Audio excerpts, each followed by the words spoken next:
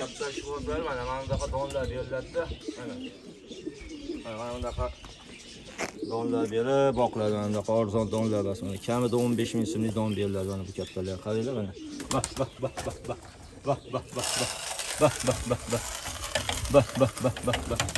Bak. Yaxshi kaptarga mana shunaqa yaxshi donlar berib boqiladi.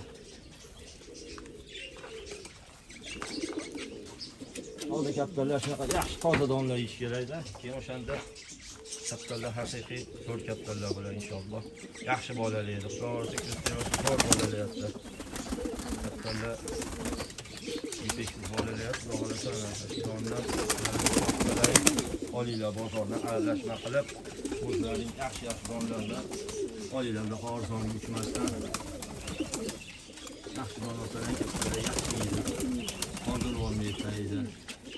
Quvvati yaxshi bo'ladi, baquvvat bo'ladi.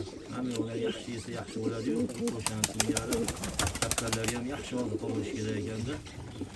Zamindan shuni sekin o'rganib boryapmiz. Xudo xolasa o'rtoqlashib kelaveramiz. Fikrlar bo'lsa aytib boraverasizlar.